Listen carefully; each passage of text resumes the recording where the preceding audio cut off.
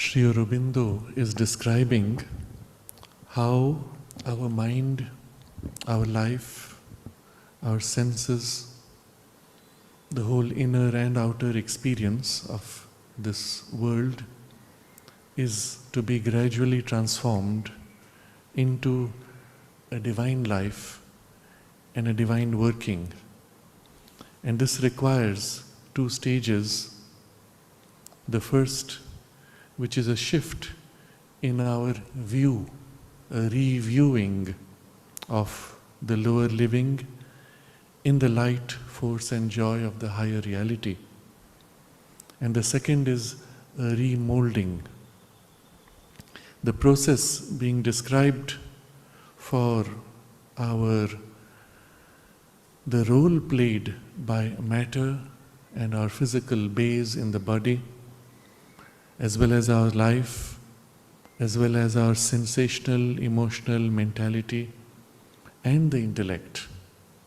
Having described the role played by all these in the transition, he says this transformation cannot be complete and cannot be really executed without the awakening of the truth mind in us. And this is the passage that we are now studying. And the key that he introduces is the most significant for the purpose of the transition. If we describe the whole spiritual journey in terms of two phases, the first phase would be one of a gradual awakening to the higher consciousness, a gradual opening, a gradual perception, a deeper relation, and a kind of a infusion of our consciousness into that and its consciousness into us. But the first movement is one of an opening and giving. Then the second movement is of the penetration of the higher into the lower and the reshaping and recasting of this lower in terms of the higher. As far as the opening is concerned, our role is significant. We have to make an effort to begin the process of opening. We have to make an effort to begin the process of self-giving. We have to make an effort to remove all those things in us which are contrary to that higher consciousness, which deny it, which refuse it, which go contrary, which distort or pervert it. And there is an effort to be made to strengthen the aspiration, to remove the distortions, and to make complete the surrender. But the second phase is primarily led by the higher working upon the lower. And increasingly as it takes over, our effort, the necessity of our effort and the importance of our effort becomes less and less. In that second movement, again there are two phases. There is the phase where it's working, but its working is mixed because the receptive base in us is not yet clear enough. But there's a second phase where its working is free, direct, and it is able to seize upon the lower and deal with its errors or distortions by its own power. It's from that point on that we can say the whole journey becomes without difficulty, disturbance, and a joyous movement without shadow. But this part of it, where the higher seizes upon the lower with mastery, requires this highest principle to be operational, that which Sri Aurobindo has called the supermind. Its working cannot be direct in us at first. The preparation for its working is made by its representation or its corresponding principle in our mind. And this is what Sri Aurobindo points to, the truth mind. Increasingly as the truth mind becomes active, it prepares the way, and by the power of that higher action represented in the truth mind, it moves rapidly to its direct action. And the whole nature of the sadhana changes from that point on. And this paragraph which we are now reading is significant for this purpose. It describes how this works, what it does, and the rapidity and smoothness with which it accomplishes that which this personal human effort would have taken centuries to achieve. How it does it is what is described in this paragraph, but we have to understand why it can do it. It can do it because it is the power that knows both the oneness and the multiplicity. It is the power by which the divine oneness has moved to manifest itself in multiplicity, has formed the multiplicity, and therefore has the power over everything in creation. The character of its power is that it is a knowledge that effectuates, a will that knows.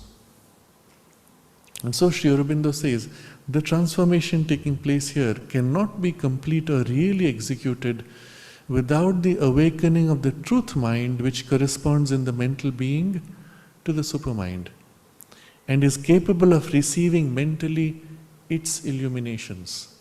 So the truth mind in us is what is capable of receiving the illuminations of the supermind, and it is the working of the truth mind which allows this direct action of the supermind in us. And increasingly as this works, it reveals everything, it organizes, it changes everything as a representative and a working of the supermind in us. Now the truth mind is that part which has in us the direct perception of truth. We know it most simply as a kind of an intuition. Something is happening and you just know that this will be the outcome. Perhaps everything seems to go logically against the possibility, and yet you know somewhere. If you pause at that moment and try to observe what is this knowing, where does it come from, and how does it know, you will discover the character of this knowing is that it exists by itself. It does not depend on the external evidence. It does not depend upon your thinking. It does not depend upon any chain of logic. It knows in spite of all these things. Perhaps the logic supports, perhaps it doesn't matter. It knows. It is self-evident. Second, it knows also its limits. It knows exactly what it knows, and it knows that it does not know beyond that. And the third is, in its very action, it is obvious. It does not need interpretation. It does not need any process to be. It is, and it's obvious. Now this experience every human being has. Every animal has. In fact, it is this working of the truth mind on an inferior level that we see in the animal as an instinct. And it is the instinct of the animal perfect. No hesitation. It knows exactly what it should do, and it does it. If you had to replicate the instinctive working of the animal, you will find there is no logic with which you can replicate it. When the snake strikes to bite, the movement is so rapid, it involves coordination of so many muscles. It involves a perfect knowledge of its physiology and the physiology of the prey. And interestingly, when it actually strikes, it inserts the fangs exactly at the point where there is the line of the nerves to instantly make the prey numb and unable to move. It has not studied physiology of its prey in school. It has never had a practice of striking to bite. It does not know that its act of biting is going to lead to specific results. In the same way, you will see the cheetah when it's chasing the gazelle. It goes straight for the throat, and it catches at the softest, most vulnerable position, and the pressure on the throat instantly paralyzes the movement of the whole body, and the gazelle stops and falls down. How did it know to do that? In the manner in which animals select their food, similarly, there is this precise knowledge of what is safe, what is poisonous. When the monkey jumps from one branch to another or does a somersault, when a cat falls from a tree branch and knows to rotate its tail so that the body can become correctly positioned to take the fall, all of these are workings of an instinct. Go deeper still. In the plant, the emergence of the sprout from the seed is a movement of instinct. The sprout turning upward, if you put the seed upside down, the sprout will still come out and turn up, is a movement of instinct. The leaf turning to the sun, the sunflower facing and tracking the sun, all instinct, we say. Meaning, an impulse which knows exactly what it has to do, and it's always right. But the same instinct, if you put it in a context which is not part of the normal working of the animal life, the instinct is not there and the animal fumbles. In the human being, because of our rational development, most of our instincts are covered up by the screen of rationality. The instincts are not gone. They still push. But the rationality picks up the instinct and modifies it. And to the extent that it modifies, we make mistakes. But the power of rationality allows us to enter an unknown domain and find our way there where the instinct would not work. It frees us from the instinct, but at the same time, it makes us lose the knowledge that comes through the instinct. The correction is not going back, but going forward to a still higher working of this truth mind in its revealed working, which we call the intuition and not instinct. As the intuition grows, the mind learns to submit to a higher grade of knowledge than it could have gained by itself. And all of today on earth, the whole of the condition of humanity, the increasing pressures, the increasing stresses, the increasing uncertainties are intended to assist us to give up reliance on a rationality which has failed beyond a point and turn consciously to access a higher source of knowledge in the intuition. Because the circumstances are such, you cannot trust the knowledge given to you, the information that comes. You do not have enough time to make a reasoned decision, and the consequences of wrong decisions are disastrous. In such an environment, you have to reach out to tap a higher grade of intuitional knowledge. Sri Aurobindo describes the relationship between the intuition and the instinct, and the relationship is this. In the instinct, the impulse is first, the knowledge follows or is hidden. In the intuition, the knowledge is revealed first, and it flows with the power of action that follows the knowledge. So, in the working of this truth perception in us, Sri Aurobindo describes it in the joining of these two movements. He says, our direct truth perception, on the other hand, come from the supermind, a will that knows and a knowledge that effects. He's describing the supermind. And it is seen in terms of these two things, a will and a knowledge. Capital W, capital K, because in the supermind it is a will which is all-inclusive, infinite, including everything in the universe. Similarly, its knowledge is all including everything in the universe is included in its seeing. But the will is a knowing. The will that knows and a knowledge that effects. They're just two ways of looking at the same thing. The will and knowledge are one in the supermind. But its reflection in us, in the truth mind, is also similar. There is this intuition, you know, and you become, or you move to act in what you know. And this is the working which prepares the action of the supermind in us. But of the supermind, he says, which creates universal order out of infinity. It's working up there because it is cosmic, it is all inclusive in the will as well as in its knowledge. It knows everything and it wills everything and puts it all into order. Consider everything that could ever be. You see, the concept of Brahman, Sri Aurobindo describes like this. All that could happen in the past. Consider the timeless past, going back billions of years. All the events which happened, and at each of those stages of time, everything else that could have happened but did not happen. All of that is included in the Brahman. And then consider the present, right now what is happening, and all the infinite things which are not happening but which could have happened.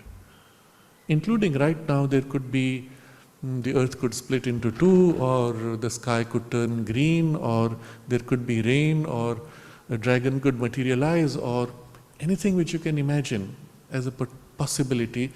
All the infinite possibilities which are in the present.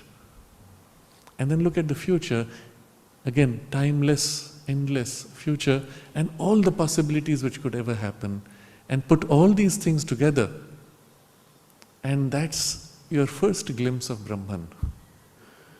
And beyond that you must go into that which is encasing all this, holding all this in space and holding all these possibilities in time, but itself is out of space and time.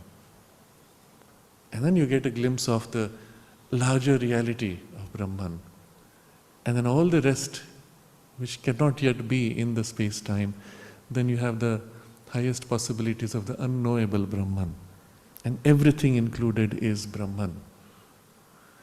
Now, in this vision of Brahman, everything is there.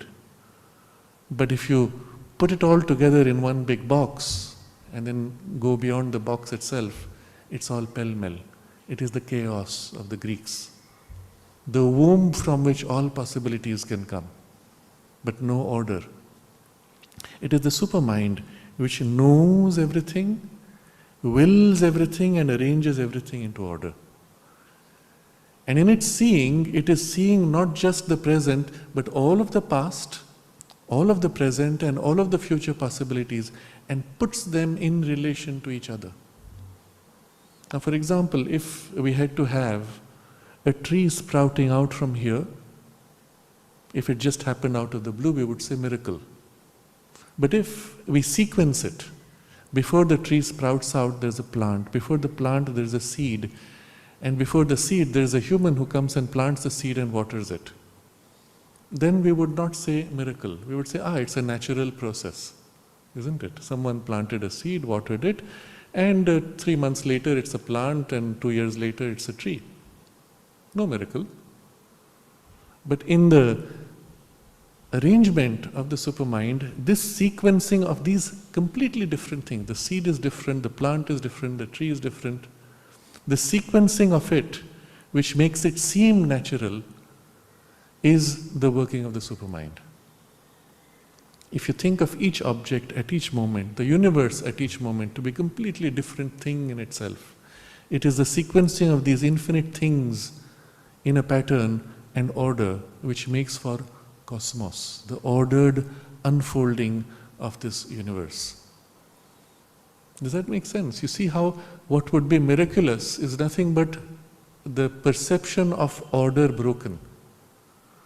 But if you see the different kind of order behind it, then you would again say, that's not miracle, that's a science, that's a technology. So the whole universe is really a series of miracles, but because of the ordering and the mind's perception of the sequence of dependence, which is the mind didn't create, it's only seeing what Supermind created, that the whole thing appears natural, spontaneous, or logical. So Supermind is that which creates universal order out of infinity. Now this is the power up there in its vast universal working. Our truth perception comes from that Supermind. Now what will it do? Obviously it will replicate that working, but on a smaller scale, in a limited capacity. But by replicating its working in a limited capacity, it will prepare us also for the direct working of that full capacity. So, its awakening into action brings down, says the Veda, the unrestricted downpour of the rain of heaven, the full flowing of the 7 rivers from a superior sea of light and power and joy. Now this line we must see in contrast to what we read last time, which was the working of the mind without this aid. And by itself, our mentality is a restricted instrument moving in a limited field, seizing things by fragments and parcels, is necessarily shifting, restless, mutable, and it can find steadiness only by limiting its field of action and fixity only by cessation and repose. Now, all of this we had studied last time as the basic incapacity and cause of failure of the mind's working. But that's the power with which our evolution has brought us to where we are. This power now gives way to a still greater power, which is this truth perception, the working of the truth mind, which is also a faculty within our mind. Our faculty of reason, our faculty of the intellect and its working are part of the mind, but as part of the larger mind, there is this higher faculty also of this truth mind.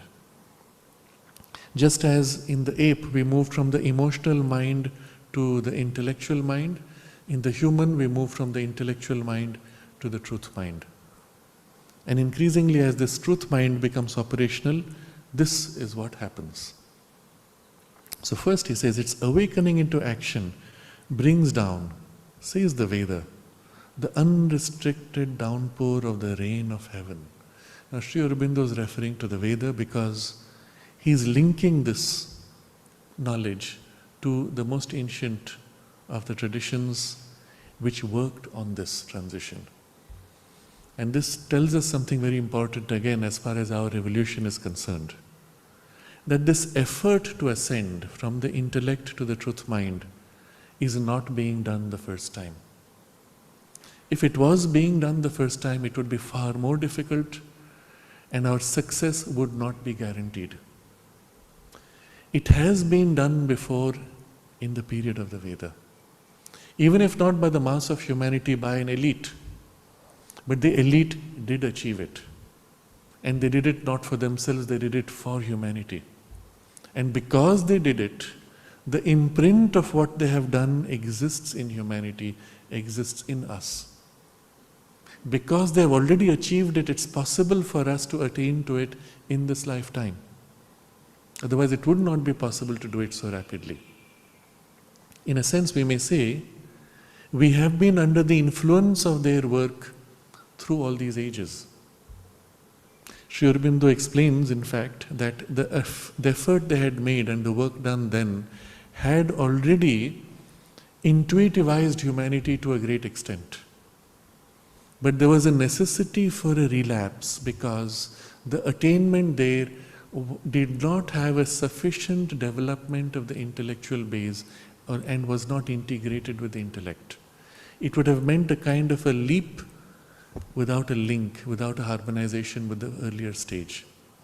Even Sri Aurobindo says the development of the intellect in us today, as we see a sudden burst of the intellectual power in the last few hundred years all over the world, even in cultures which have neglected knowledge and a rational training.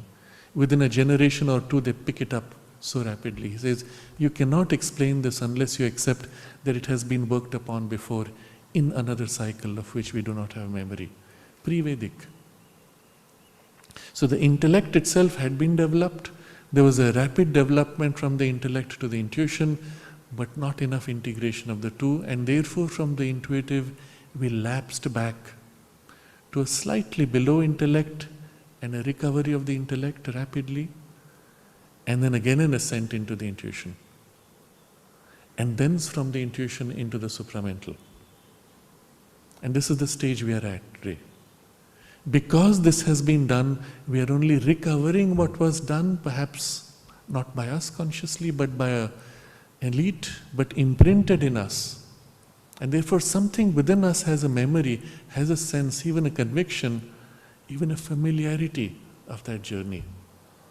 Now, I will dare say that most of us who are drawn to this effort are drawn because we have participated in it.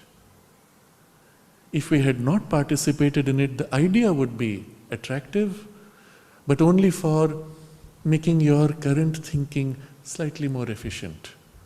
We had a group that came from a company which trains business managers. They were traveling all over the country. They came to the ashram also to study what is the technology we have for developing intuition. Their objective was to take the knowledge from all the traditions and to package it for training business managers. Now you can see how the mind says, I want to make my thought power more efficient. Here, let me tap into intuition. And it's happy with that. It doesn't feel the need for something higher. But for those of us who have the basic dissatisfaction with the intellect, who feel, but this is not it, that's not how I should be, there is a higher faculty of knowledge which I should have. Where is it? Why am I missing it? We feel this because there is the memory of the work done before. And that memory was subdued during the time when we had to descend to recover and reintegrate the power of the intellect. And the memory now comes back because our souls are now eager for the recovery of this higher step. And if we have felt this call, it means we have worked upon it and therefore it is already there in us. Rather than struggling with it, if we simply turn to that deeper memory, allow its emergence, invoke it by conscious aspiration in a quiet, still mentality, we will find so much comes back because it's already there and effortlessly or with minimal effort. And so Sri Aurobindo, referring to the Veda, is important here because he is reminding us of the work done and bringing it back to its relevance today, bringing that power of the work done here.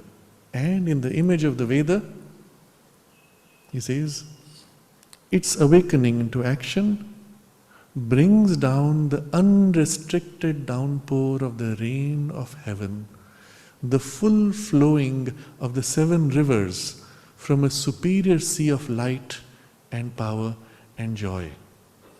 So the superior sea of light and power and joy for the Veda is this larger divine consciousness above, the superconscious domain, everything above the intellect which is superconscious to us.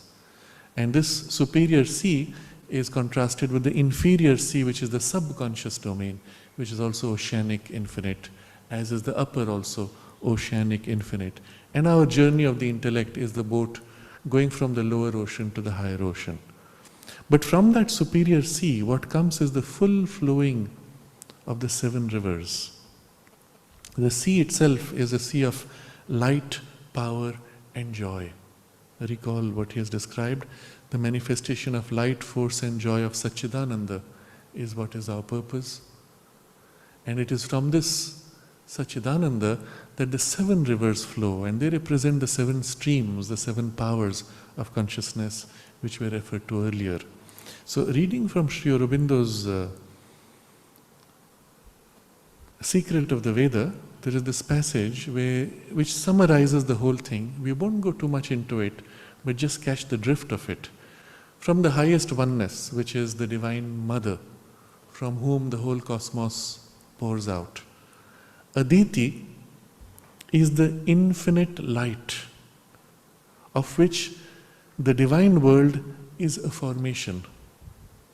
And the gods, children of the infinite light, born of her in the Ritam, that is the truth being manifested in that active truth of her movement, guard it against chaos and ignorance. The loss of the connection and order is the chaos. Ignorance is the covering of the light by the light itself. Loss of illumination. It is they who maintain the invincible working of the truth in the universe. They who build its worlds into an image of the truth.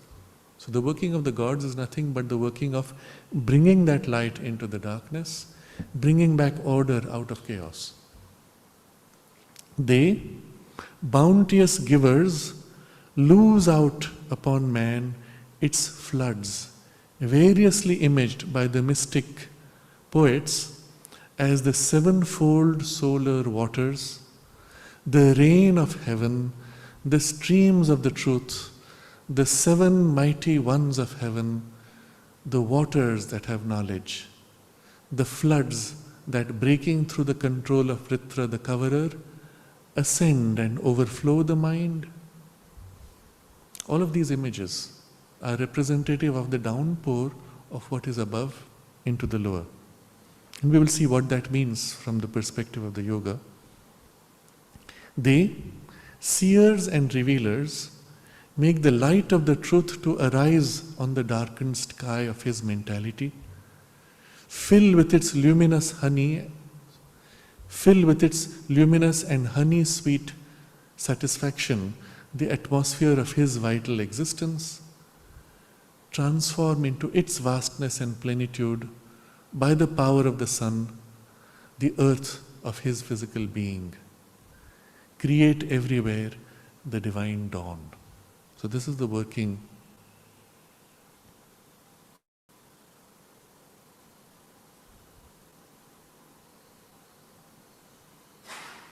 of the gods in us as the seers and revealers of the light of the truth.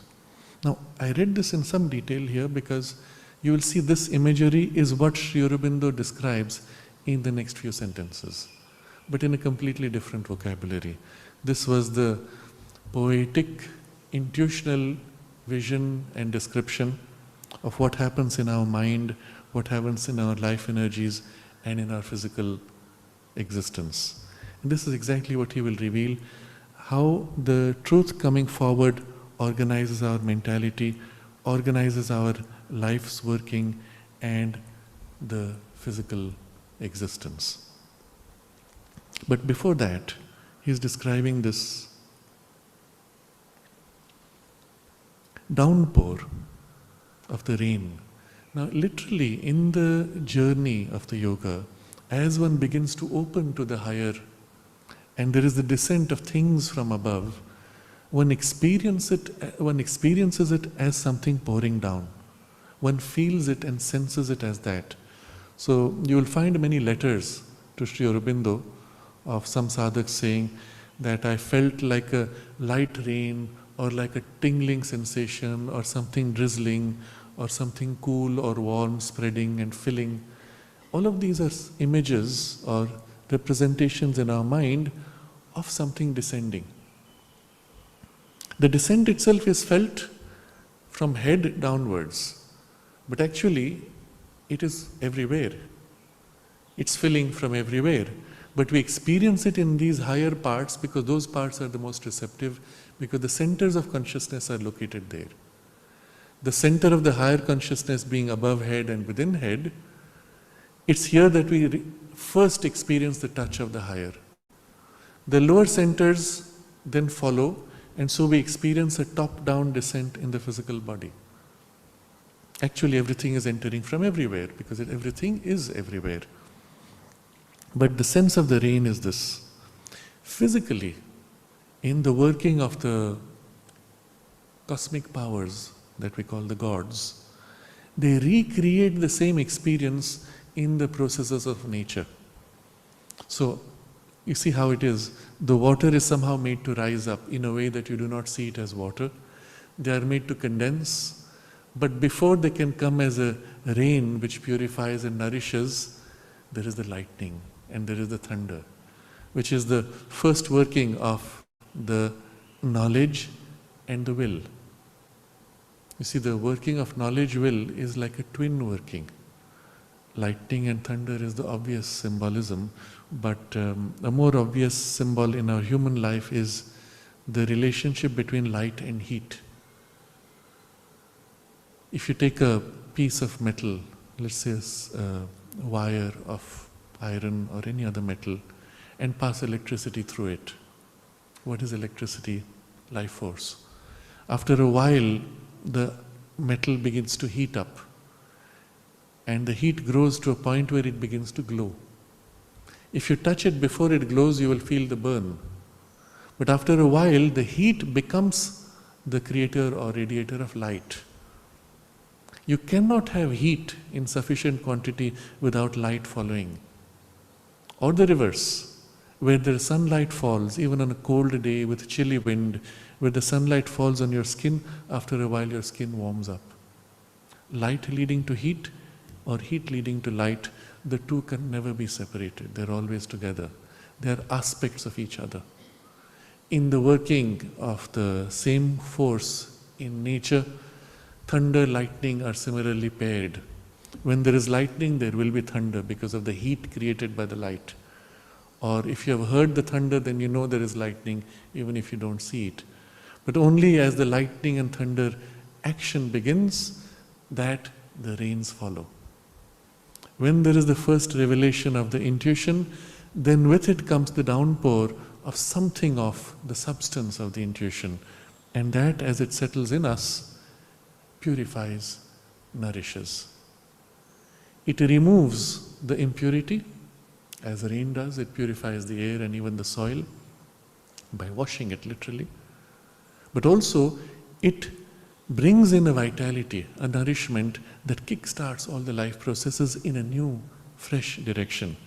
And the same symbol is represented in nature, which we experience within, internally. So, but what happens with the awakening of this truth mind, truth perception is that there is the unrestricted downpour of the rain of heaven. No more the limitation. Otherwise, the downpour is a gentle trickle or a few drops or occasional drizzles and then long periods of barren dryness. But now you have the unrestricted downpour because this principle is what creates or holds the link. And the 7 rivers representing the full revelation of the 7 powers, the creative powers, which come from the superior sea of light and power and joy. Now comes one sentence, perhaps the most significant sentence in some ways, made of 3 words. It reveals Satchitananda. If you think about what that means, how would you know Satchitananda? If you begin from a consciousness which is fragmented, if you begin with a power of sight which can only see pieces and forms and appearances, if you begin with an access of knowledge which has to cut up a body in order to understand, you could never know Satchitananda, which is one indivisible whole, essential, free of form. Every effort you make will only create more forms and pretenses. You could never achieve it. Even if it reveals itself to you, you will most likely first experience it as a blank, because none of your senses can function for what it offers. The mother comments that if you see the supramental sun with the physical sight, you will see it as black, because nothing in you can register it. It's the same experience one has when entering the cosmic consciousness through the mind. nirvana, dissolution of all forms. That's all that you can see. Because you only see forms, all the forms are gone. But what is the thing itself to which you are? You do not know, and therefore you call it an emptiness and a blank. That's all the mind can recognize of it. So how would you know Satchitananda, even if it reveals itself? The one faculty in you which can know Satchitananda is this truth mind. And therefore he says, it reveals Satchitananda. In the mental consciousness, that's the only way you can know that. So, there's enormous implications. To know Satchitananda truly, this power, this faculty, this part of your mind's consciousness must begin to become active. As it becomes active, it does it. You don't have to do it, you don't need to, because it is the one thing which can. It reveals Satchitananda. It reveals, now he describes three aspects of the Satchitananda and in their corresponding functions or parts in us. It reveals the truth behind the scattered and ill-combined suggestions of our mentality. I will read the full sentence later. The second sentence, it reveals the will behind all the devious and imperfectly regulated strivings of our mental will. And the third sentence, it reveals the delight for which each of our sensations and emotions is groping. And then there is a fourth sentence where it says, moreover, revealing the universal action, it shows the truth of being out of which each of its movements arises. So there are these three aspects corresponding to three parts of our being, which also are the three powers of the Satchitananda. It reveals that, and therefore in us it reveals the working of that. And the fourth is the universality of the Satchitananda, which it brings into our perception here. So the working of the truth mind and the truth perception, as it reveals to us Satchitananda, it also brings in us this transformation by rearranging in our perception and our experience all these three corresponding domains. First is the domain of the knowledge or the working of the truth. The second is the will. The third is of the delight. And so now we study each of these in detail and how it works. And on all three, it works in an almost automatic way. Simply by revealing what is true, everything falls into order and is harmonized. So first, it reveals the truth behind the scattered and ill-combined suggestions of our mentality and makes each to fall into its place in the unity of the truth behind. And then as a result, the second half of the sentence, thus it can transform the half-light of our minds into a certain totality of light. The same process will happen with the will and the delight. So let's study this more deeply. First, behind what is the truth? Behind the scattered and ill-combined suggestions of our mentality. There is a truth which we do not see. When that is revealed, these scattered and ill-combined suggestions of our mentality fall into place because we see how they relate to the truth. But what is this happening without the truth? What is the normal working of our mind? He says, there is the scattered suggestions of our mentality and ill-combined suggestions of our mentality. Now let's look at both of these and what's really happening in our normal thought process.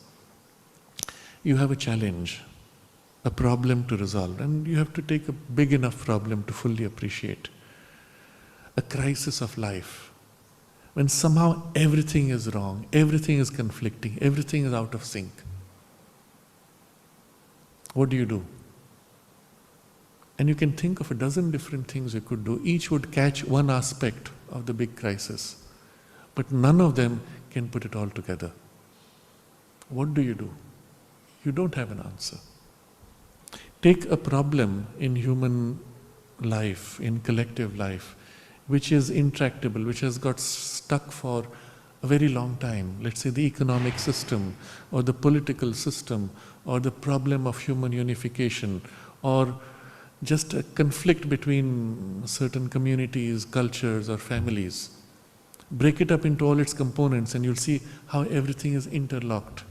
You catch pieces, and for each of the pieces you might have a simple solution, but often the solution for one piece will contradict the solution for another piece. In the unification, for example, of a nation, you will find, in order to have some kind of a collective life, you must have some commonality of language. But the moment you try to impose commonality of language, you will suppress freedom. You will suppress the diversity of the very thing which you're trying to unify. And what you will create is an exaggerated small piece. You could take one region and exaggerate it and crush the diversity of all other regions. And you will have a unified country? Not quite, that's not what you wanted. On the other hand, you can allow the increase of diversity and encourage unity, but the diversity will always conflict with that. Each diverse aspect will demand its own turn of the language, its own particular preference. You will never get a unity. You're facing with two fundamentally conflicting, contradictory directions of development. How do you bring this together? You cannot. But the way the mind works, it says, do this. Someone else says, do that. Another says, do that. And if you go deep into each suggestion, each of them is right, up to a point beyond which they become wrong.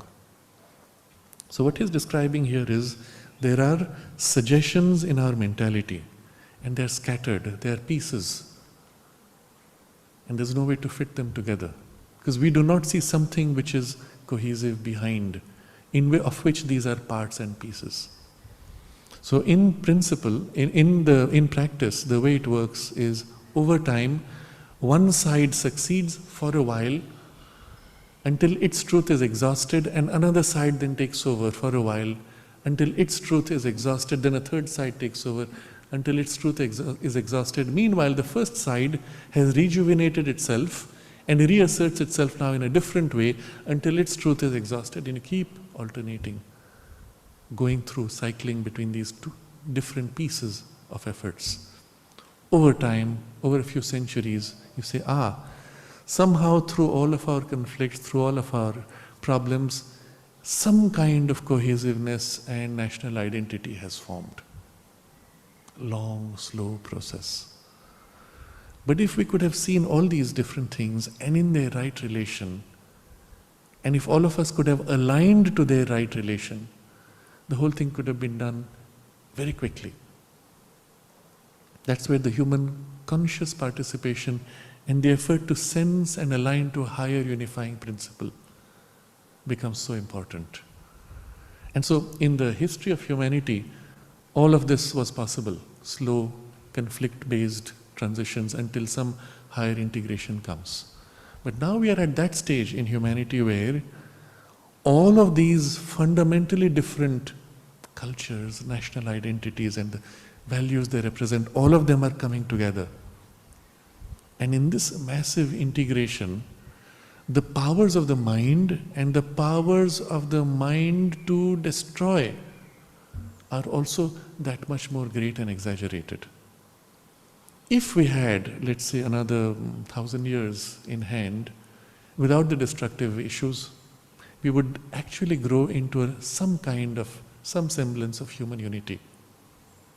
Except before we can even get over our first conflict, the powers of destruction are so great we will bomb each other out of existence. This is part of the challenge of this transition out of rationality. Rationality has given us the means, science, by which we can destroy ourselves instantly, not giving enough time for this slow process. And because we do not have enough time, we will either destroy ourselves for sure, or We have to make the conscious effort now to make the transition of the 1,000 years in a single generation. And the demand is to do it consciously. And so this transition out of rational mind to the next intuitive level, let's say, is a double-edged sword. You either required to make the effort to grow into higher consciousness, or you are certain of destruction. And these two are competing for time. Because even effort to grow requires some waking up, some time to grow. And there's this competing passage. It cannot be done by human effort alone. That's why the necessity of the avatar to come and assist the process and even take the burden of the transition upon himself for this purpose. Having done that, the passage is assured, but it's still left to our choice how much of this and how much of that. In other words, how much of destruction before we wake up, or how rapidly can we wake up and minimize the damage. That's left to our choice. And that's the passage we are at. But you understand here the problem of harmonizing pieces. Each is representing a truth and therefore has a right to assert, but only a limited right beyond which it becomes a falsehood and a cause for greater destruction. Now this same process which we are seeing in a collective harmonization is happening within our mind. When you are facing a crisis, you have this, you have that, and you have the other. You try a little bit of this, try a little bit of that, and keep trying until somehow things improve a little bit. And that's the slow process. But if somehow you could see the full big picture and work simultaneously on all of those in the right balance, and the balance is dynamic, as this grows, that must grow to match, and this must subside to yield and then realign, and everything has to move in a perfectly ordered, almost like an orchestra. Every instrument has its time and intensity. It must match. Each player must listen to everyone else and be in continuous sync. Otherwise it does not work. If we could somehow do that, then very quickly you would be able to come through that crisis in almost a smooth, harmonious way. But we can't. Because we lack. Our mind catches this, I must push harder, so I put greater effort until I collapse out of the effort.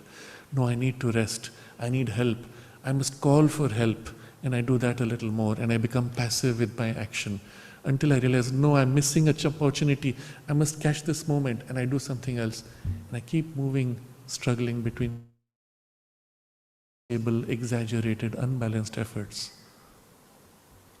The same thing happens with knowledge. You're trying to understand something. Understand how this device works or why it does not work. What does the mind do? It seizes on one thing, exaggerates that. Sees on another, exaggerates that. The classic example, and it's profound in what it represents, is of 7 wise men who are blind, who are trying to describe what is an elephant and to know the elephant for itself. One of them grabs its leg. Elephant is like a pillar. One of them grabs its tail. Elephant is like a rope. Another catches the belly. It's like a big barrel. Another catches its ears. It's like a big fan. One fellow catches the trunk. It's like a big pipe. And they are all right. But being blind, they see only their piece. And that's how our mind works. Given a problem, we catch one of the aspects of the problem and exaggerate it. And it takes training for the mind to detach from what you have got, step back to look at the bigger picture, look at all the other aspects and put them in some semblance of relation. And you can do this. All of us can do this. It takes a little effort though. Even then there's a bias. Because of our nature, our line of thinking is biased naturally towards one thing or another.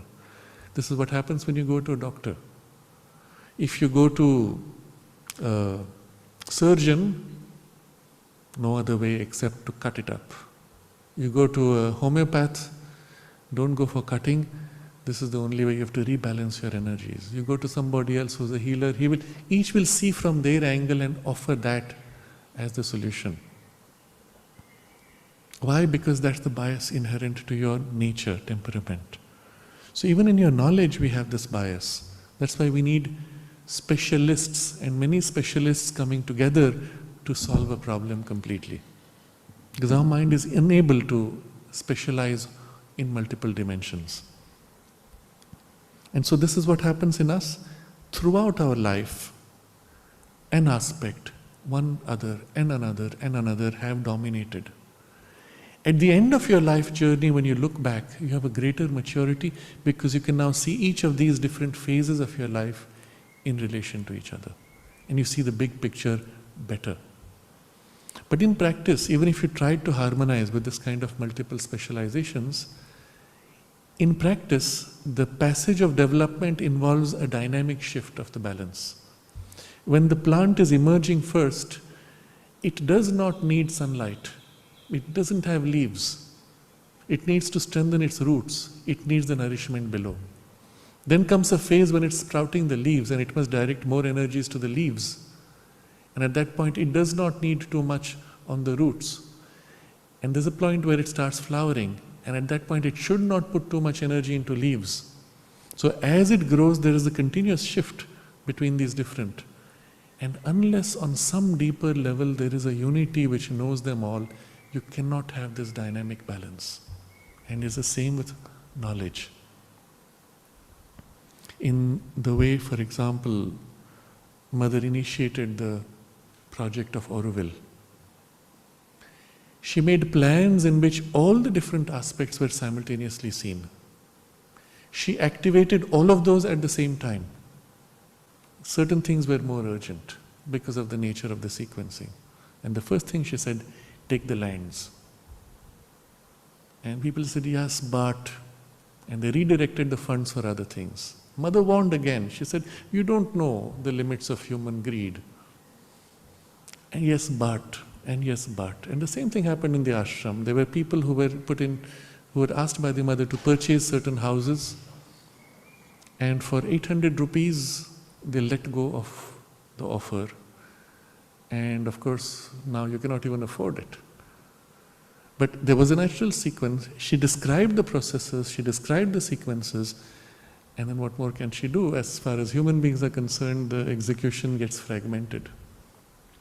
In her planning, even that is taken into account, in the long run, of course. In work that she did for projects like this, and we saw this especially in the ashram when something had to be created, she would not assign it to one person.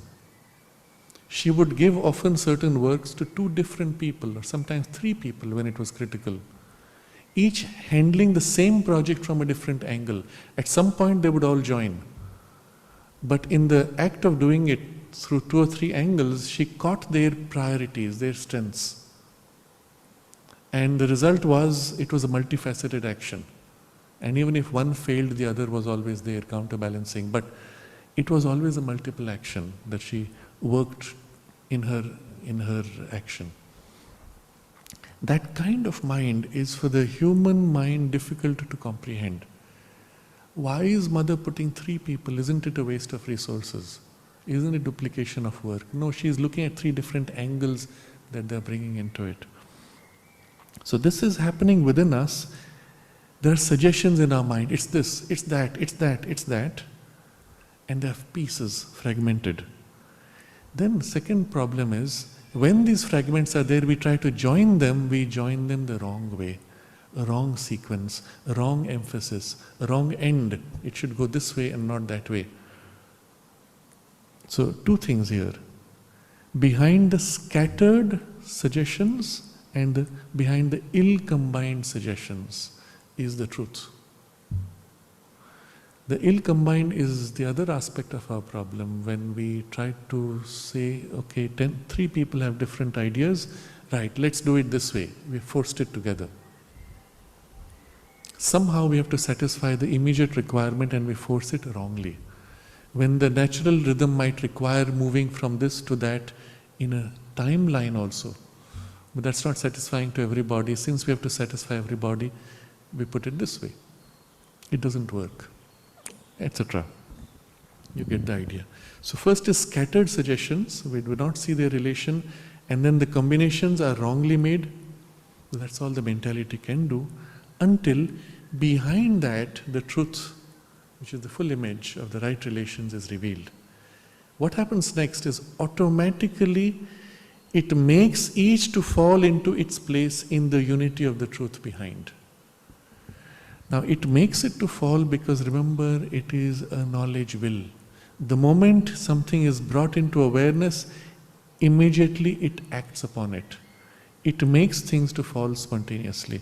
This process of spontaneous falling into alignment is the character of the action of the truth light. When that awakes, suddenly what you saw as fragmented pieces, they just join and fall into alignment in such a spontaneous harmony, effortlessly. You did nothing, they just fell into place. The analogy is similar to, if you shine a torch on a complex maze, let's say you're seeing from above, you shine a torch, you see one piece and another piece. This looks similar to that, so it must be together. That looks similar, it must be, and you make a mess of it. Instead of the torchlight, now there is the dawn of the sun, and the whole maze in its entirety is revealed. Poof. It's all there. Simultaneously, all fell into place. Did anything move? No. It just got revealed. In the very act of becoming aware, it falls in its right place. This is the nature of the working of the supramental light and its inferior working through the intuition. Makes each to fall into its place in the unity of the truth behind. And the result is, thus it can transform the half light of our mind into a certain totality of light. Now if this happens once, we will call it a flash of revelation. I had a flash and I saw how everything fits. But when this happens again and again, until the flashes become a continuous illumination, then the very working of the mind has shifted. Your mind turns to look at something, you see. You turn to another, you see. You stand back and everything you see, it's all there. And this becomes the normal working of the mind, from what was before half light to a certain totality of light. Now in this is what Sri Aurobindo is writing from. All these books he wrote 1914, when he was living in the border of the supramental consciousness. He was living in this oneness that saw everything.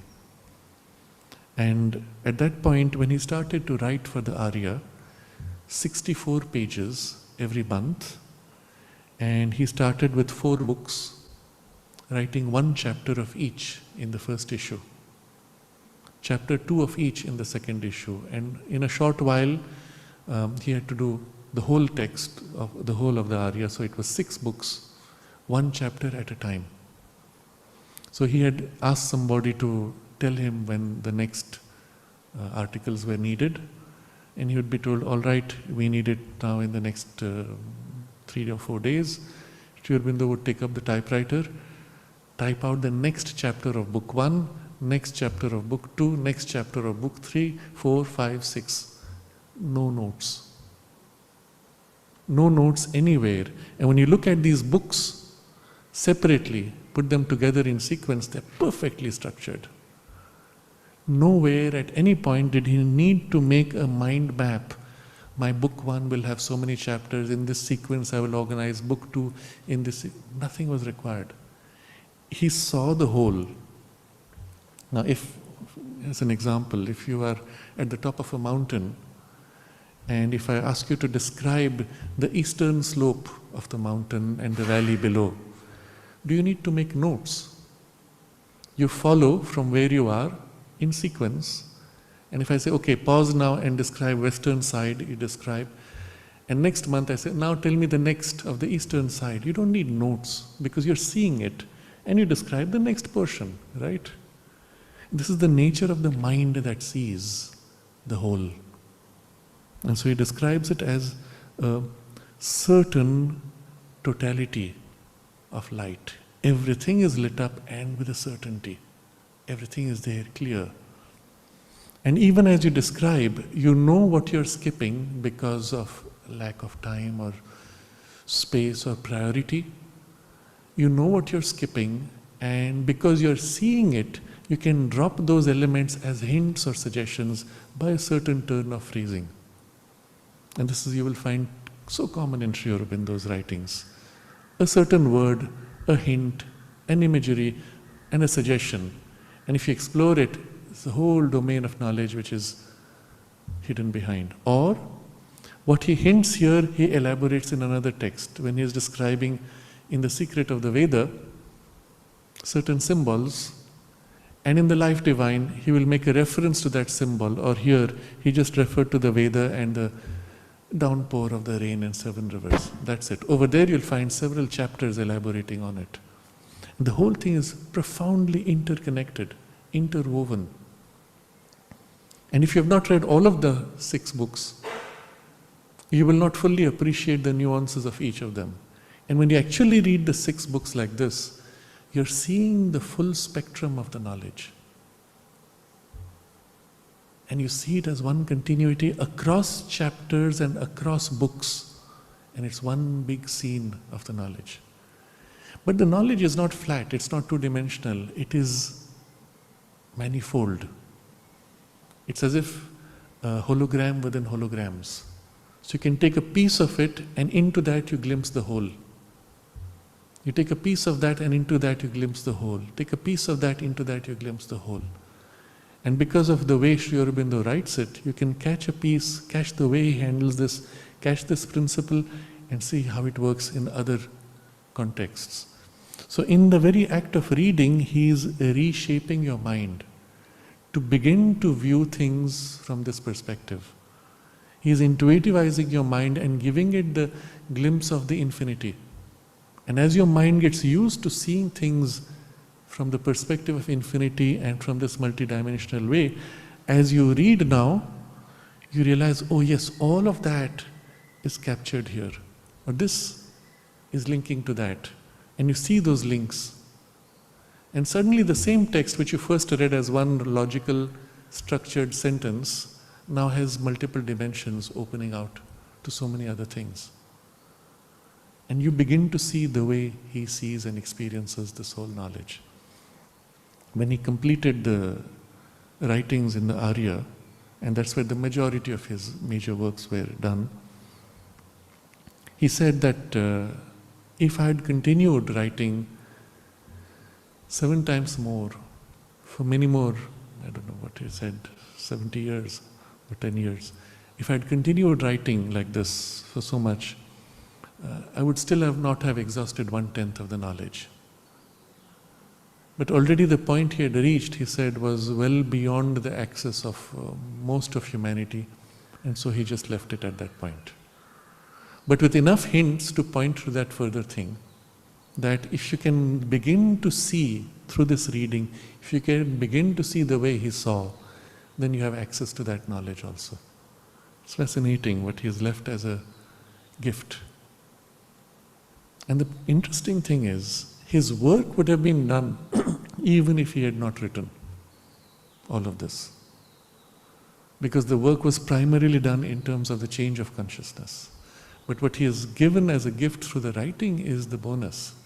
He gives you a physical means by which you can reshape your mind, transform your mind, even divinize to this power of seeing knowledge, and lift your mind to this kind of a experience and consciousness.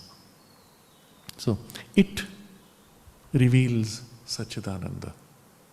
It reveals the truth behind the scattered and ill-combined suggestions of our mentality. So when you read Sri Aurobindo, every now and then you come across these insights and say, oh yes, I had a glimpse of that, I had a glimpse of that. But now he puts it all in such a perfectly arranged way. You see, it all falls into place. And interestingly, all the philosophical systems, all the different schools of thought, which have only exaggerated certain aspects of knowledge or experience or principles, all of them are covered in what Sri Aurobindo presents. As you read, you will find the Shankarite approach, you will find the Madhva approach, you will find the Bertrand Russell's thought and Hegel's thought and all of those pieces, but you will see them in a continuity of the whole. If you have studied those, you will say, wow, finally, now it makes sense. Otherwise it was somehow unbalanced and exaggerated. You see also how these two schools which were warring now suddenly fit into the continuum and everything is whole. The problem with this is, how do you describe such a framework? You cannot call it a school of thought. It was a term which I think Amal Kiran coined, Aurobindonian thought versus Krishnamurti thought or Hegelian thought or some other thought. And my teacher, MP Pandit, he said, this is a very wrong way of doing it. Because it's not a school of thought. It's not a piece versus another piece. It's the wholeness that he offers in which you see all those schools of thought as pieces. There is no such, you cannot say Aurobindonian. It's an error to say that. At best you can say an integral vision or an integral knowledge. But it's not an eon, it's not a type, it's not a school. It's the unification of all knowledge. Kapali Shastri had made this observation to Panditji once. He said, Sri Aurobindo represents the highest developed human mind and the totality of knowledge possible for the human mind. And all that presented in this way, structured rationally, but without compromising the integrity and the multi-dimensional character. That's what this is. And we are reading an aspect of that, which is the yoga aspect. And he explains in the articles he wrote, at the end of the first year of the Arya, beginning the second year, he wrote an article where he describes how these are facets to each other. He says what the synthesis of yoga looks at from the perspective of yoga, the Life Divine looks at from a philosophical framework, the Secret of the Veda looks at from the Vedic perspective and the Vedic symbolic language, and the ideal of human unity looks at from the perspective of political development, and the human cycle looks from the social perspective. And it's still one continuum of knowledge. Now when I first began to explore this angle or this approach to Sri Aurobindo study, my temperament was more as a scientist. And the scientist wants to understand how it works. And it particularly in relation to a material application.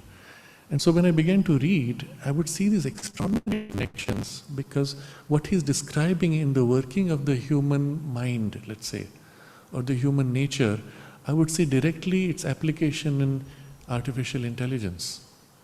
What he's describing as the working of the mind, thought processes and the powers and faculties of thought are literally a scientist describing intelligence and how it has to be programmed in a computer.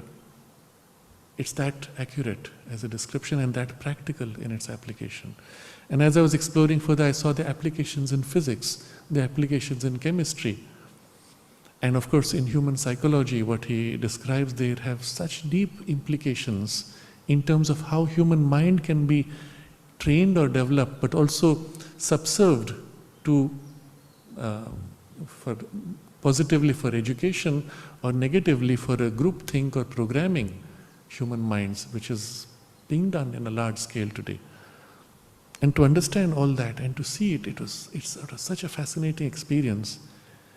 And I realized that you cannot master this even if you have a lifetime of study. You cannot master it. The only way you can master it is if you enter the consciousness in which you see it. And then within 3 or 4 years that Sri Aurobindo did of his yoga, he came into that poise of consciousness. What you cannot master through lifetimes of study even. So the key is this. You do not acquire knowledge in this by acquisition of pieces. You enter the consciousness that has the knowledge. And then it's all there. It reveals Satchitananda.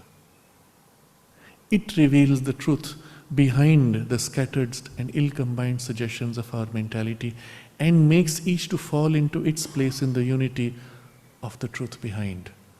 And the result is, when it makes it all fall into place, the working of your mind changes, and he says, thus it can transform the half-light of our minds into a certain totality of light.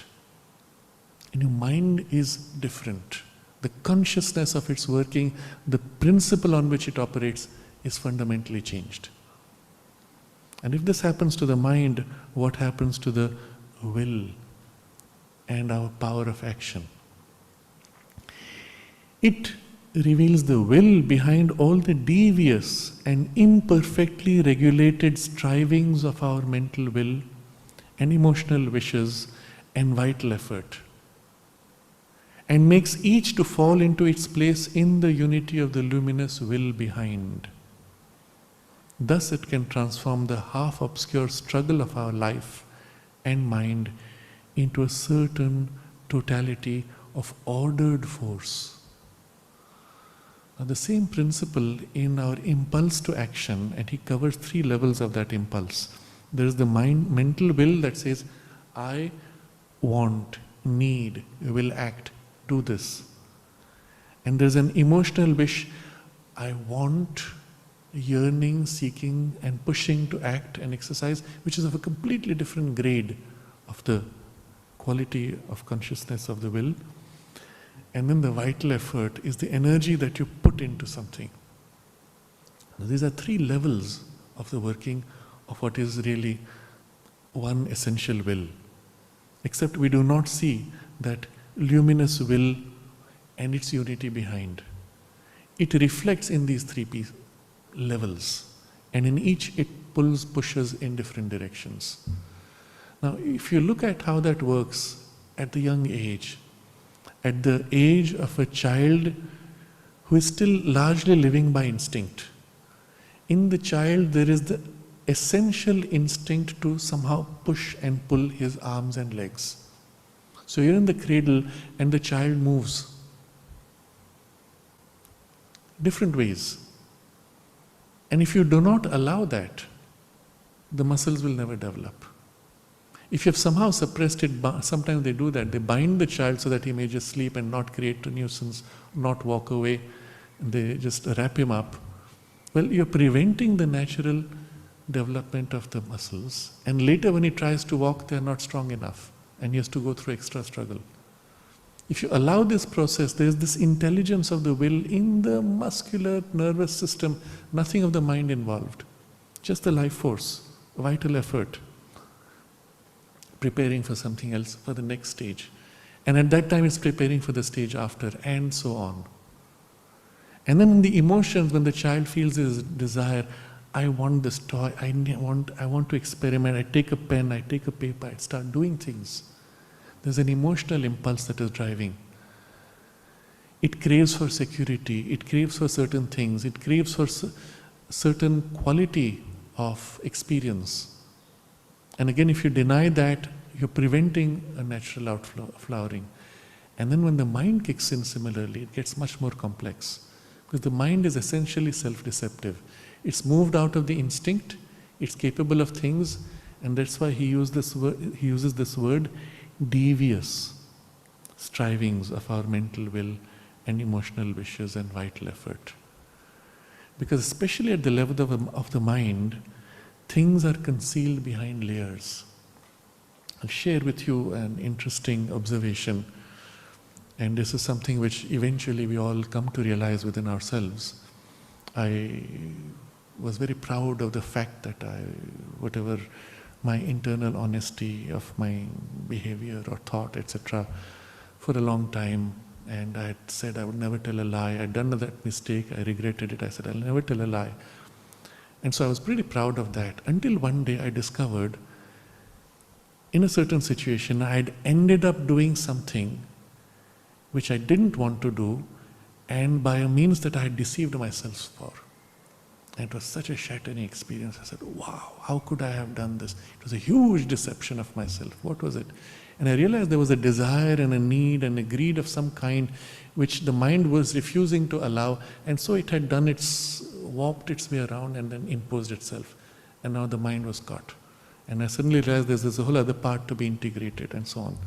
But it began a process of deep introspection. Where did this come from? What is its source? What is it like? Going through that introspection, I discovered there's this layer where, of course, you deceive others and you're conscious that you deceive others. But I found behind that there was a layer where I'm not conscious that I'm deceiving.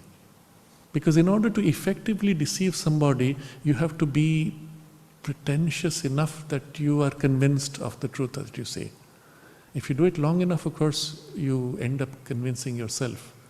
But even if when you don't do it consciously, there is a layer where there's a need. It does not match your self-image. I am this nice, sweet, kind, very loving, caring person, and this meanness does not fit into my self-image. And yet it's there. And so it warps, it covers. And the things which it makes you do, which come from the meanness, but which this layer justifies by saying, yes, but it's necessary, I'm helping the person, or this is good for that situation. And you're not even conscious you're deceiving yourself. It's a meanness, or whatever other, or desire, or whatever. So there's this second layer where you're not conscious. And then I said, but where did this come from? And there was a long period of very painful introspection, and it came to a third layer. And there I discovered something amazing. I found every possible criticism that I can have of somebody else. Everything I can see bad in another person, I found the seeds of it in myself. They were all there, no exceptions. Amazing. The only difference was in the other person certain seeds have sprouted, and in me other seeds have sprouted. So I am able to see those in the other and say, oh, what a bad fellow, he has those things. I don't have it. And he looks at me and says, what a bad fellow, he has those things. I don't have it. But the seeds are there everywhere. The fact that only these sprouted makes for nothing special other than happenstance, chance, something of my nature, different circumstances of life, whatever it is. But at the end of the day, all the seeds were in me, of course, in everybody, but it's only a question of what sprouted more or less. I said, wow, where did this come from?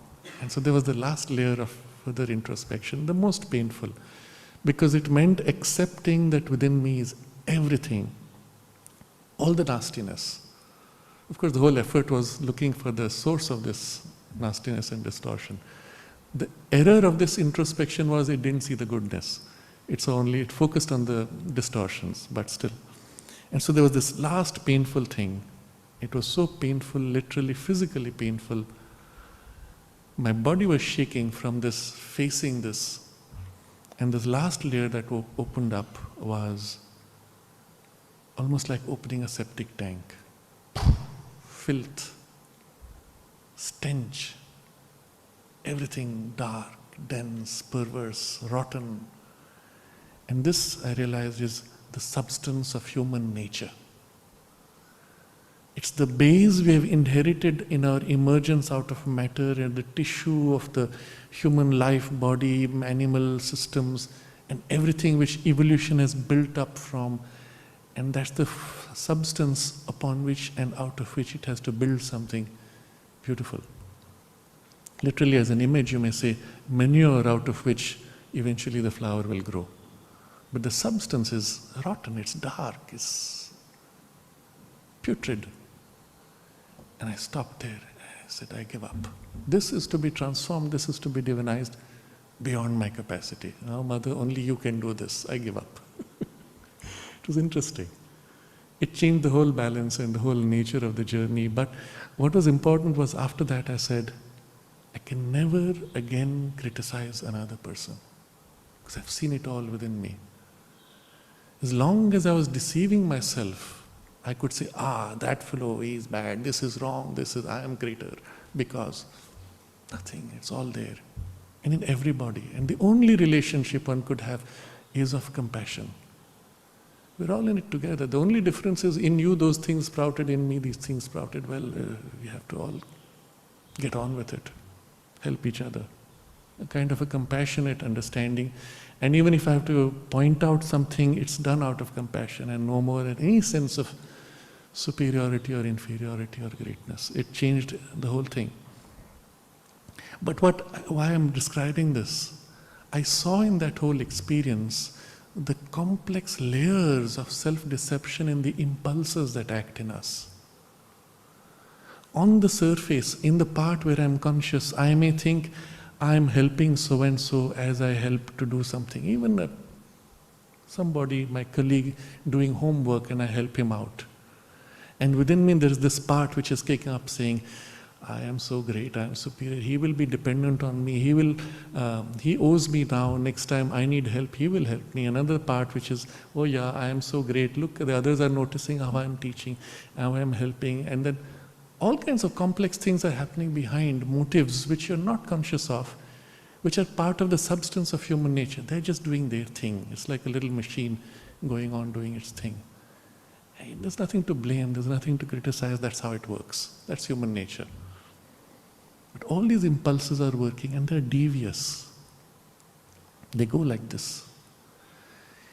In human beings who are not essentially honest on the surface, and I mean just essentially in a very general way, because everybody has the perversions inside, but there are people who are pervert on the surface, who will now use these crooked ways to do what they want to do. But even in beings who are essentially honest, the same pattern exists, only at a more essential instinctive layer. You're not conscious of it, that's all. But at least that's your saving grace. You can start with something more clean on the surface to build. If you've warped the surface, your nature has now become devious by choice. If self-deception is part of your pattern of habit and your way of working, you've knotted yourself intractably. And to come out of that is extremely difficult, and sometimes you cannot even for the rest of the life. It needs to be broken and you have to start afresh with a new nature, with a different inheritance, different imprint from your circumstances to be able to build something worthwhile out of it. But what it will do in the long run, because the divine uses everything, you'll have a more plastic, more complex possibility of play. So everything works out eventually. But the reason for going into all this is to describe the complexity. And there's so many layers. And they work in such complex ways that you cannot even recognize. And yet, each impulse is justified. It's represented wrongly. Each emotion, each striving, each pull-push has its justification. And this is the point of it. If you undo the distortion, if you undo the warped character of it, if you undo its separateness and its personal demand, and let it fall into a deeper alignment, you will see each is representing some truth partially. So it reveals the will behind all the devious and imperfectly regulated striving of our mental will and emotional wishes and vital effort, and makes each to fall into its place in the unity and luminous will behind. Now, on the surface, there is the devious and an imperfectly regulated striving. What does the mind do? It takes these contradictory pieces and tries to push them together. I'm feeling jealous. Yeah, I shouldn't be feeling jealous. I feel happy that somebody is suffering. That's not good. I change it and regulate it. Put it in a different groove and turn it into some kind of affectionate, oh yeah, don't worry, things will be well. This internal regulation is part of our culturing, refinement, and the basic sense of emergence out of the animal instinct to some kind of civilized living. A person is civil when these same impulses and instincts have been redirected in a more positive and acceptable structure. That's the only difference. So even our attempt to unify, an attempt to regulate is imperfect. The more regulated a person is, the more rigid his temperament becomes. You'll see people who have grown up in schools where they were put into very strict and rigid systems. So they have all the polish, they will greet you with all the politeness, their emotions and thoughts are fitted into neat little grooves. Wonderful to see as people, their whole personality is so structured and ordered, but completely lacking flexibility. And then there are others who have grown into something which is amorphous, unstructured, unorganized, very fluid, but unstable in its fluidity, unable to channel into sustained positive direction. Can't do much with it. What's your choice? You want it to be somehow structured and disciplined, and yet you want it to be fluid. So what do? You go through a disciplined life, and then life comes and breaks your discipline, breaks your rigidities, forces you to become a little more soft, but that's all you can do. So all this is imperfectly regulated, and yet it's devious. Instead, when it reveals this will behind it all, each falls into its place in what? In the unity of the luminous will behind. And this luminous is the operative word here. It's lit up and you see what is the deeper intention behind which is making all these parts operate this way. Now one of the things you will see in Sri Aurobindo's writings, he justifies all the parts of our nature and what is their proper place, what is their proper impulse. The life energy in the body, the life energy in itself, the life energy in the mind. Each of these has a very specific operation. Our emotions have a particular requirement and place in the whole working. Our reason has a different place, etc. He shows you the justification of each in the light of the human becoming a vehicle of the divine. What is its function? What is its role? And this is what you see in that light. It becomes clear what is the true thing, true impulse. I remember an example, just as an example, how the concealed impulse works. This was a young boy in our class, almost he was a classmate, and he had decided that after he completed his studies in the ashram school, we have an option to join the ashram as a permanent member. So he had decided he would join the ashram. He was committed to practicing a life celibate, dedicated to yoga. He was very excited about this whole thing. And he said, well, just before I do this, I must visit my parents. So he took the train, went, met them, and then he had to come back after 2 weeks or so. He went to the station and he was waiting for the train to come. He fell asleep. And because of the sleep, he missed the arrival and departure of the train. And after the train left, he woke up and he realized he had missed the train. And he went back and stayed with his parents for years. If you think about it rationally, if you miss a train, what do? You catch the next train. But there was a deep conflict within him. Some part of him had wanted this and another part wanted that. And what happened was one part dominated the other, made him go to sleep, miss the train, but once it had dominated, it changed his outlook in a certain way, justified to himself, contradicting all of those other statements, and made him then take a very different life. And what was interesting is the struggle between these two parts, and I've just observed it over the years. Eventually he did come back, lived in relation to, in Pondicherry, in the ashram, but with all the baggage that came from decisions made from the other life. And a complex process internally. But it's just to show you how the struggles taking place in us are often utterly oblivious to the surface personality. But they can pop up suddenly with force and overwhelm. If you step back and see in the light, you will see what the truth of each of these impulses. And there's no contradiction. They're all internally nourishing and supporting each other in the full picture. And then what you can do is, in that state, you move in a single will that has multiple facets. He did not need either to stay with his parents nor to stay in the ashram. What he needed was a life where he integrated those spiritual values with whatever work he did. And it didn't matter where he was. But he had associated wrongly one aspect of that with one place and another aspect with another place. That was his error. If you detach from the locations and that wrong association, what he needed was an attempt to divinize his life, that's all.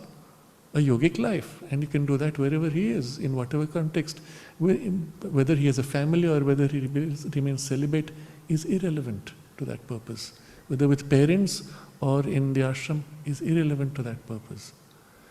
But having made that rigid division, of course there was that struggle. The moment the division is healed, there is no struggle anymore.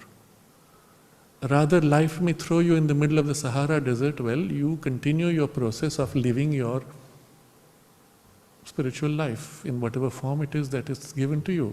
You eat meat if that's the only option left in the desert, but it does not change anything of the spiritual effort. It's just as an example of the difference between these two. The fragmented and the unified poise is a single will, luminous, and unity. Unity of all these pieces in the luminosity of that will behind. And the result is, thus it can transform the half-obscure struggle of our life and mind into a certain totality of ordered force. Now there is only one force working in many facets, but completely ordered and with a certainty. And at each step it moves from one certainty to another. As things change, it adapts, it modifies itself, and its many facets work in different ways, but it's one force which is moving in order. And what was earlier a half obscure struggle becomes now a clear forward movement. And so this is the revealing of the will behind. First was revealing of the truth behind the suggestions of the mentality. Second is revealing of the will behind all the striving impulses. And the third is, it reveals the delight for which each of our sensations and emotions is groping, and from which they fall back in movements of partially grasped satisfaction or of dissatisfaction, pain, grief, or indifference, and makes each take its place in the unity of the universal delight behind. And so what we realize here is, in all these strivings, we are seeking some kind of essential satisfaction. What is it that makes this food and this eating satisfying? What is it that makes this relationship satisfying? What is it that makes this activity satisfying? Why do we seek that satisfaction? What is behind it that we are looking for? And when we discover that universal delight in a unity, then all these fragmented things fall into place. But otherwise, the same fragmented efforts are the cause for dissatisfaction, pain, grief, or form of indifference. So what is the nature of this striving and grasping and the truth behind? What does it lead to in the unification, in the delight that we will further explore in the next session, which will have to be next Friday. But you can see this is something extremely important. It goes to the deepest roots of our motives. Even knowledge and the seeking for knowledge or the will has behind it an underlying seeking of delight or deeper satisfaction. And so this goes to the very core of everything. And the result of this unification in the universal delight is, thus it can transform the conflict of our dualized emotions and sensations into a certain totality of serene, yet profound and powerful love and delight. And this being then stabilized, there is the further universalizing of everything, of the knowledge, will, and the love and delight, into a larger seeing of the whole, not just what you experience in your life, but what you see across the lives and across the larger collective dimension of the universe, all of which we will study next time. All this is happening by it emerging. It reveals, it reveals, it reveals, it universalizes. Because it reveals Satchitananda.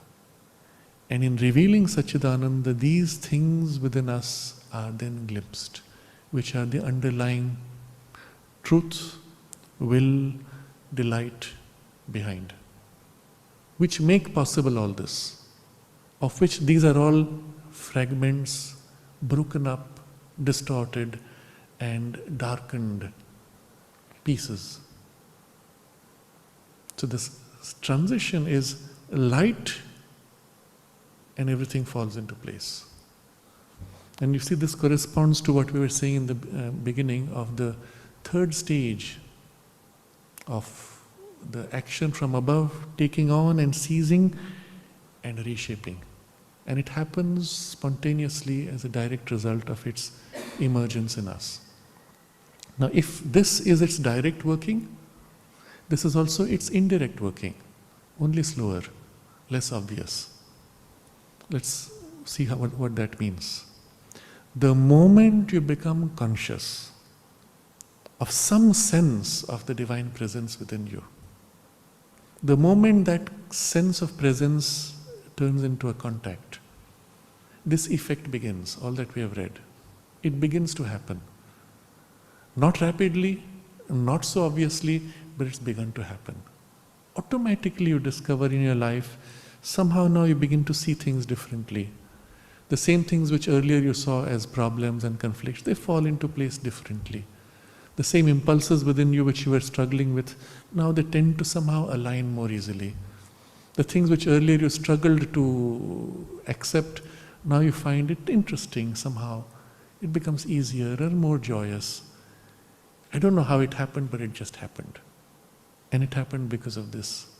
And still the key word would be, key phrase, it reveals Satchitananda.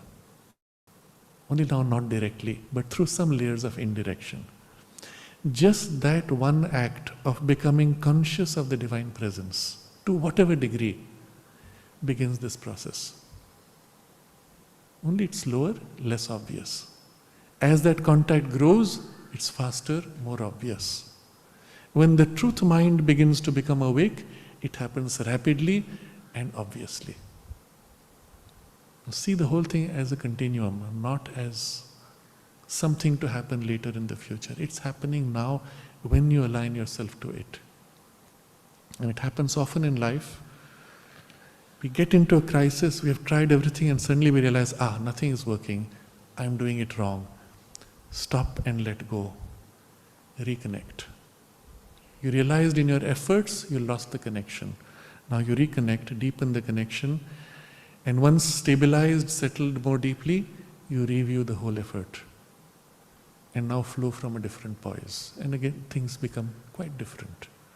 But the crisis happened because you lost the link. Reconnect.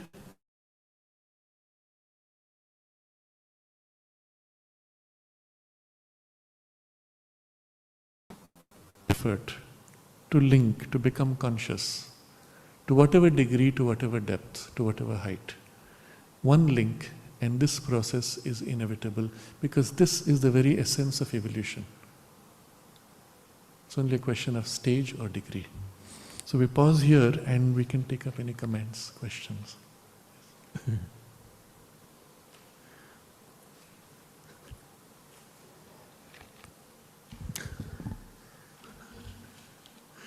Maybe after we finish.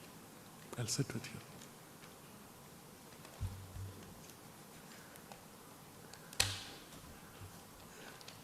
Thank you. Shaladu, I have one question about the book of Sri Aurobindo, Manifestation of Supramental. Why is not finished this book? Sri Aurobindo. Supramental manifestation? Yeah, small book. I think he completed whatever was relevant. Oh yeah. In that already he has pointed to things which will happen over the next few thousand years in terms of the physical transformation of the body itself. He has pointed to the work. You see, in the synthesis of yoga, when he discusses the 6 facets of the integral yoga, the facet of the transformation of the physical consciousness, he leaves with a basic outline and says this will be discussed later. In the text of the synthesis of yoga, he never takes it up. And in the 1 year before he left his body, through a series of articles, he filled that gap of what is the destiny of the body, what is the nature of the physical aspect of the evolution, and then introducing the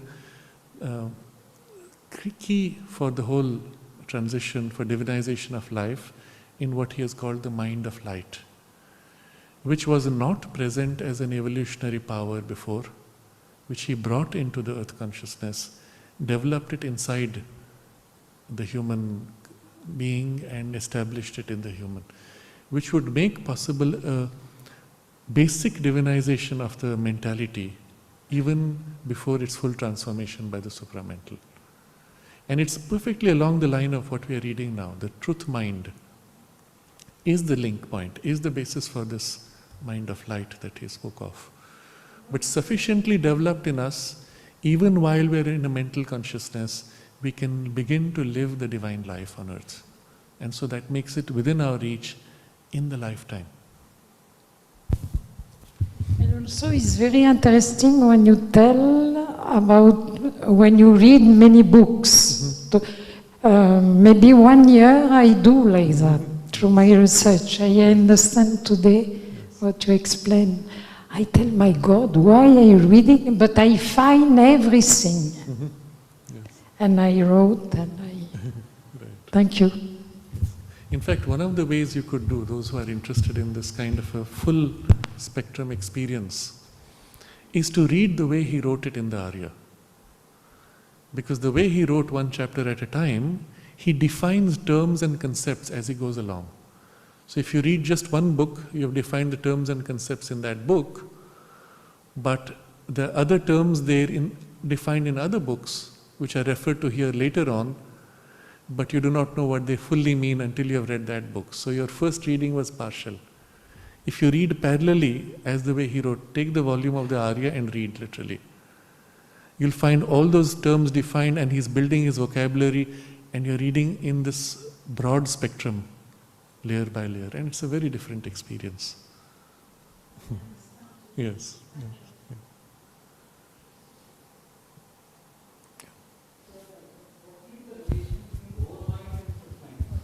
Okay.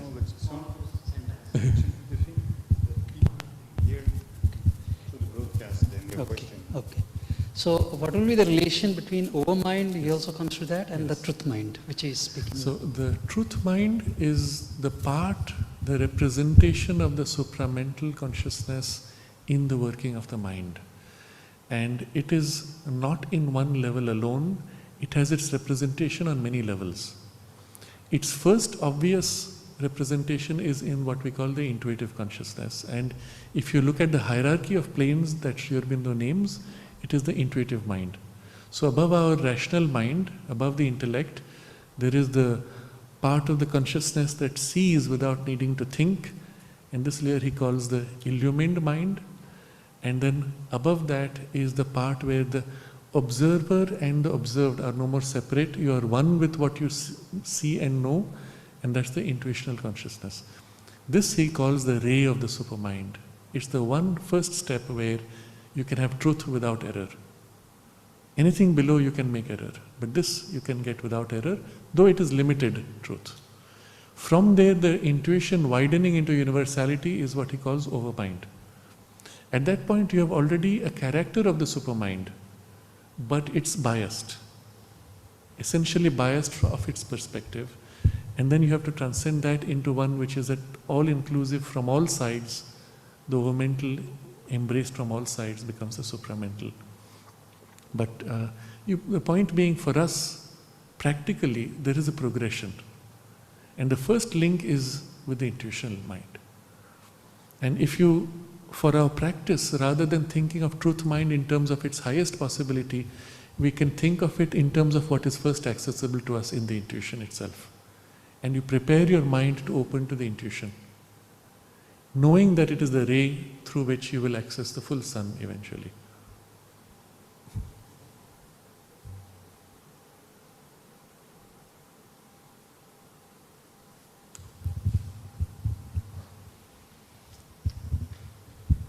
I have one more question. You heard surely about the torus kind of thing, no? That we are kind of a donut when the energy... Mm-hmm. Can you put that in relation to the truth mind and the supermental, or... You're putting Taurus in what context? I mean, all these new agey ways of spirituality always talk about this energy body which becomes the donut kind Yes, of, okay. or the torus. Okay.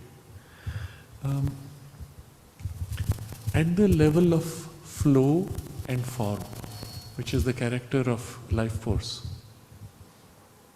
there are two patterns which are common. One is a spiral movement, and the other is the spiral compressed, which becomes a toroidal movement. So a lot of the energies, when they have to maintain a stable form, they take the shape of a torus. When the same energy has to move in some kind of a forward progression, it becomes more like a spiral. But this is still at the domain of life energy, prana. It is not at the level of the free working of the spiritual force, which is not bound to any such form. It fills any form and awakens in it the greater freedom.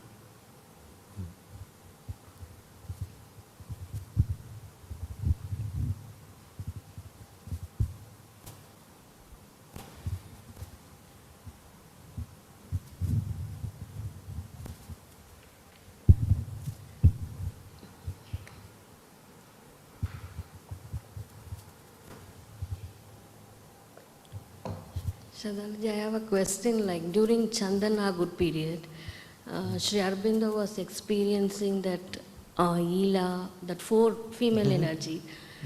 So I couldn't figure out exactly what it was like. Okay. Sri Aurobindo describes the four facets of intuition, which in the Vedic tradition are described as four deities. They are, in fact, they can be seen as conscious powers, as aspects of the divine, as powers working in the mind. And Sri Aurobindo had the vision of the four deities. If you see them purely as functions of consciousness, of the truth consciousness, we can describe them as the intuitional, which is the experience of the knowledge in a tactile sense. As if you touch, you're one with the thing in contact, in sensation. The second is the same thing taking a form of words, streaming, where it takes the form of the inspiration and flows through words or images or symbols, art or poetry or whatever form it takes, but it's a flow that takes on a form. And the third is the visioning, where you see, and he calls it a revelatory power, the revelation. And the fourth is the discriminative power, which sifts out the mixture of not truth from truth, or the distortion of truth from the pure truth. And these four are functions of the in the intuitive mind, or their powers of working. In the Veda, they are actually seen as conscious beings that you can invoke for the activation of that power. To the modern mind, this is not a very comfortable experience. We would rather see them as four different functions of the intuitive mind. Inevitably, for each one of us, one of these four facets is first experienced. Somebody is telling you a story, and as he speaks, you sense, this part is exaggerated. That is the discriminative power. It just catches a mixture. You don't know what the full thing is, but you know there's a mixture and it separates out. Or somebody temperamentally has an intuitive feel where they describe in identification and experience by kind of a empathy what the other feels or sees or thinks. Somebody else receives as a flow the knowledge. It takes the form of words or painting or art. Or somebody else sees, and that may take a form of a visioning of an image. You see in symbols. But it's difficult to describe. In practice, in the intuitive experience, all four merge into each other. We see them as four different facets when we see from below. In the first approach, there is this and then there is that. But when you come into the full intuitive experience, it's as if all four are there. And in the passage from the intuition to the mind, when you try to articulate what you have in the intuitional consciousness, again you have the split into the four. One of these dominates. So somebody is able to become a good channel. He can articulate the experience through poetry, another through a visioning image painting. Another person tends to describe it in words which are more just the tangible content of it. But the discriminative element is common to all three. But it's possible the discrimination is there, but have no way of expressing, because the link between the intuitional experience and the rational mind is not developed. So there are just different facets of an experience. In fact, it's a one experience which has four facets when you're fully in the intuitive.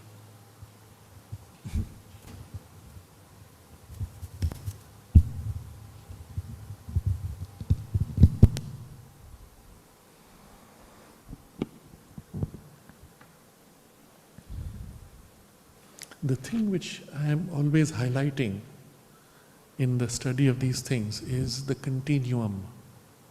It would be an error to read this and say, this will happen when it happens eventually someday, now it has no relevance. That would be an error. It's the continuity. It's happening right now on a diminished level, in an indirect way. It's happening right now. What is described here as a principle is operative right now. So even if you do not have the conscious awakening of the truth mind, the thread of the truth mind which you have conscious access to, you begin there. And that is what begins this process. What that thread is for you may vary. For some people it may be more in the mind. In a part of the mind which is more intuitive, I make my mind completely quiet, become still and turn to this intuitive feel and wait until the contact comes and something touches. For others, it may be through a more emotional form where it goes deep in a stillness behind the emotions, in an intuition of the psychic touch and the discrimination which comes through it. In other people, it may be in the action itself where until I do it, I don't know what's right. When I start doing, I feel this is more right, this is less right.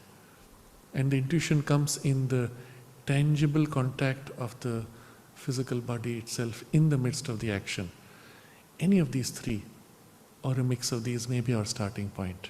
But catch that and dedicate yourself to developing or opening to that, letting that grow, let that lead more and more your actions, your thoughts, your feelings. In the absence of any of these, simply train yourself to become quiet, open to the mother. Asking in words or wordlessly, asking and giving yourself, what do you want? May your inspiration lead. May your will work. May your light and knowledge act through me. Just holding yourself in that prayer and then entering the work. The result is, having made that link, when you enter the work, the link continues to act. And while you're doing, you'll find spontaneously things happening you're led to, and bit by bit the conscious action of the intuitive will be visible to you in whatever form, specific form it takes for you. But it'll begin in this way. The first requirement for it, of course, is to still yourself in order that it can act freely. The second requirement is to turn towards it, actively call it. And then if you can, there's a third requirement, which is waiting until it initiates. So often we don't have time, we make the prayer, we give ourselves, and then we start the work. But if you can, you wait and let that thing, you don't do it. It begins and then you kind of are led. And as you begin to do this in small things, little things every day, even if you begin to eat, even if you begin to recite a prayer, even if you, when you begin your day, any activity, if you can pause briefly, do this and wait for the intuition to lead. And you may begin with just one activity which is important for you.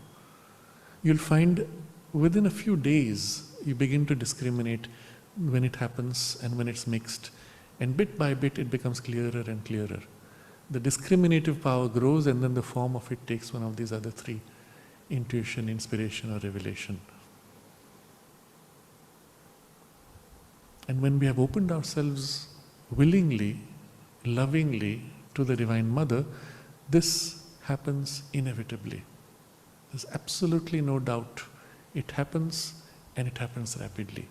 After that, how quickly it grows, how quickly it widens and becomes more, all that is left to your effort and your commitment to the effort. But the act itself is within our reach like this and easily.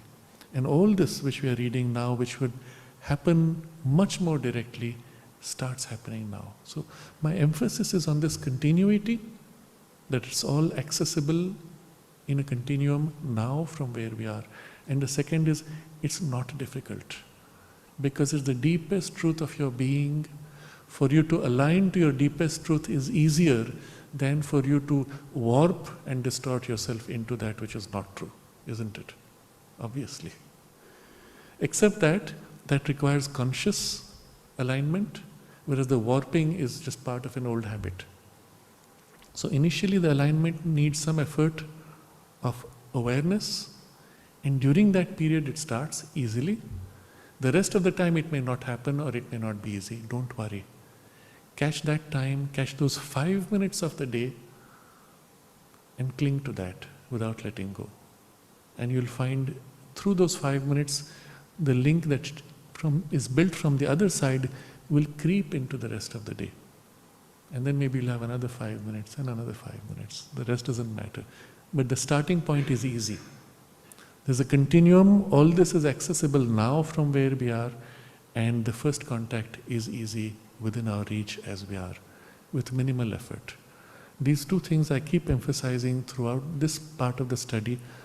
Otherwise it's easy to dismiss it and push it away, as I often saw in some people in the ashram. One of the lady who was head of our school, when I was discussing some issues, there were very practical issues in the school which could be solved easily.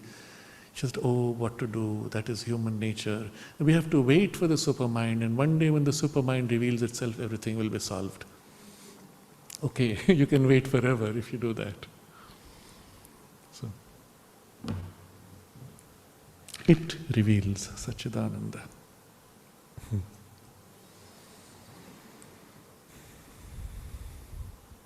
It here is also for us Sri Aurobindo, and the way he formulates is formulated by the truth mind. So as we read, we are put in touch with it. And that is his gift.